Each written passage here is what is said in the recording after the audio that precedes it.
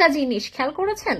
এই যে 2 দিন আগে যে ছাত্র জনতা যাদেরকে যারা এই যে পুলিশ বাহিনী বা সেনা বাহিনী বা বিভিন্ন আনসার সদস্য যাদেরকে এই যে দেশ রক্ষার দায়িত্ব দেওয়া হয় বা দেশের সম্পদ রক্ষার দায়িত্ব দেওয়া হয়, এসব মানুষজনকে যখন ছোট করে কথা বলেছে, চাকর বানিয়ে দিয়েছে, একজনকে ভাই বলে সম্বোধন করেছিল বলে তাকে গালিগালাজ করেছে, ইভেন বিসিএস ক্যাডার ভালো পজিশনধারী লোকজনকে এমন ভাবে তারা টেনে হিচড়ে যেভাবে অপমান করলো, যেভাবে গালিগালাজ করলো, সেই মানুষগুলো দেখেন আজকে বিভিন্ন জায়গায় ধ্বংসস্তূপ তৈরি হয়েছে, মানুষ মারা গেছে। কারা এসে দাঁড়িয়েছে দেখেছেন? এই মানুষগুলো, এই বাহিনীর লোকগুলোই কিন্তু তারা কোনো কিছু তোয়াক্কা না করে সব সময়ের জন্য পাশে দাঁড়িয়ে থাকে। তারা তাদের ডিউটিটাই কিন্তু করে। আপনাদের যখন 32 ভাঙতে দেওয়া হয়নি, তারা তখনও তাদের ডিউটিটা করেছে। আজকে যখন ধ্বংসস্তূপ হয়েছে তখনও তারা তাদের ডিউটিটা করছে। ইভেন ভবিষ্যতে যখন কোনো সমস্যা হবে তারা কিন্তু তাদের ডিউটিটাই করে যাবে। তো দেশকে রক্ষার দায়িত্ব তাদের। জুলাইতে মানে 24-এ যে অবস্থাটা হয়েছিল তখনও কিন্তু যে রাষ্ট্রপ্রধান ছিল তাদের ডিরেকশন অনুযায়ী দেশের সম্পদ রক্ষাতেই তারা ডিউটিটা করেছে। আসলেই তারা সার্ভেন্ট, এটা বলতে পারেন, বাট তারা কোনো ব্যক্তিগত মানুষের বা ছাত্র জনতার সার্ভেন্ট না, তারা দেশ বা দেশের সম্পদ রক্ষার জন্য সার্ভেন্ট। আপনাদের যে ব্যবহার, আপনাদের যে মানে চাল চলন, আপনাদের যে কথা বলার যে অধ্যত্ত, এগুলো শুনে মনে হয় যে আপনারা আসলে ধরাকে সরা জ্ঞান করে ফেলেছেন। আপনারা এই যে বলেন না জুলাইতে আমরা শহীদ হয়ে দেশটাকে একটা নতুন কিছু দিয়ে ফেলেছি, আপনারা যদি 2400 মানুষ জীবন দেন, সেক্ষেত্রে পুলিশ বাহিনী এরা 3300 মানুষ মারা গেছে। এরা যদি তাদের অস্ত্রের যথাযথ ব্যবহার করতে পারত, তাহলে আপনাদের মতো 50,000 মানুষকে মারার ক্ষমতা কিন্তু তাদের ছিল।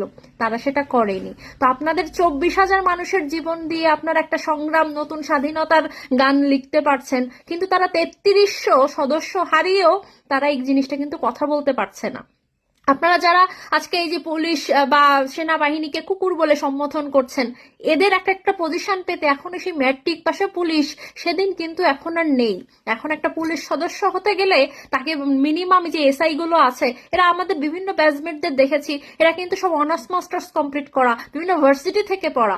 আপনারা যারা কুকুর বলে সম্বোধন করছেন বা বিভিন্ন বা কেন ভাই বললো, তাদেরকে আমি বলবো আপনারা একটা পরীক্ষা একটু বসেন, আপনারা ওরকম একটা পজিশন পেয়ে দেখান, তখন বুঝতে পারবেন যে যাদের কুকুর বলে সম্বোধন করছেন, যেসব ডিসি কে আপনারা বলছেন ভাই কেন বললো, এরকম একটা ডিসির মতো একটা পজিশন আপনারা পেয়ে দেখান, তারপরে বলেন যে কেন আমাকে ভাই বলে সম্বোধন করলো। তো আপনাদের কথাবার্তা শুনে মনে হয় আপনারা অমর, অবিনশ্বর, আপনাদের পৃথিবীর পুরো বাংলাদেশ আপনাদের কথা অনুযায়ী নাচবে, আপনাদের কথা অনুযায়ী চলবে। বিষয়টা কিন্তু এমন না।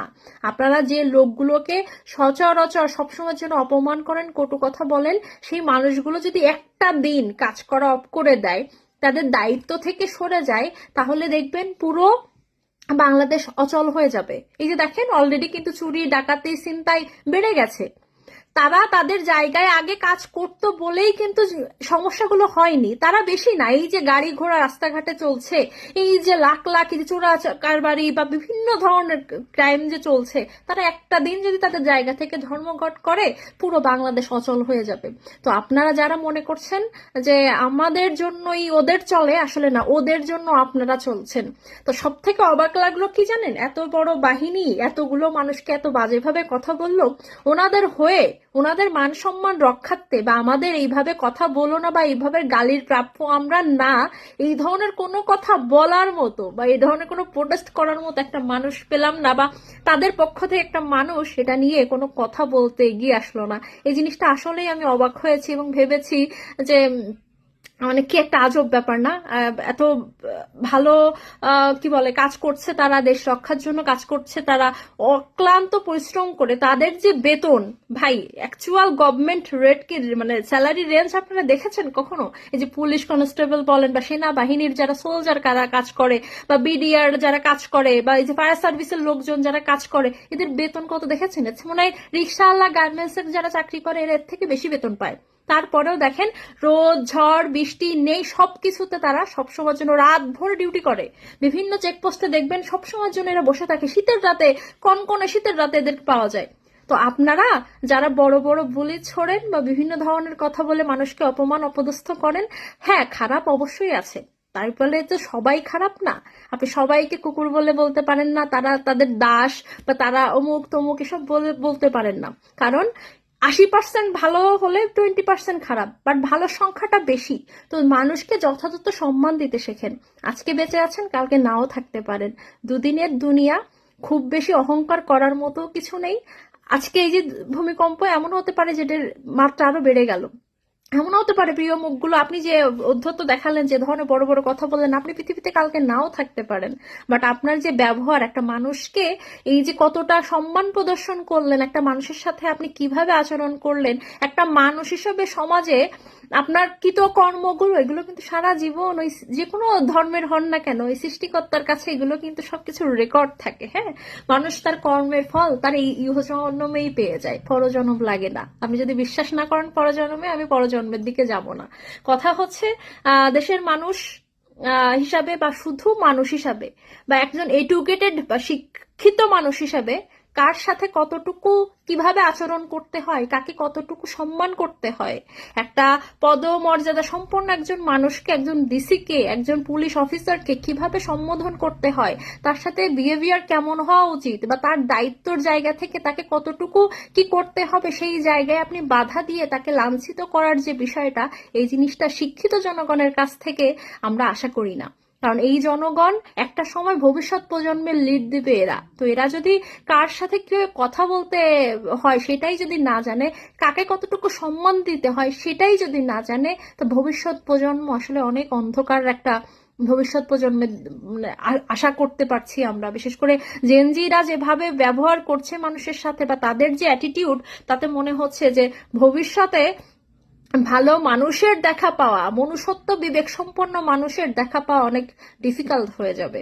তো এসব এসব মানে কি বলে, আপনারা যে এই ধরনের ব্যবহার মানুষের সাথে করছেন, এবং বাহিনীর লোকেরা সেগুলোকে প্রশ্রয় দিচ্ছে এবং তারা সেগুলো সহ্য করে দিচ্ছে, অ্যাটলিস্ট নিজেদের মান সম্মান রক্ষার্থেও অন্তত আপনাদের নিজেদের জায়গা থেকে, যারা অনেস্ট, যারা জীবনে কোনোদিন কোনো কিছুর সাথে আপোষ করেননি, তাদের অন্তত নিজেদের সম্মান রক্ষার্থে এগুলো নিয়ে কথা বলা উচিত।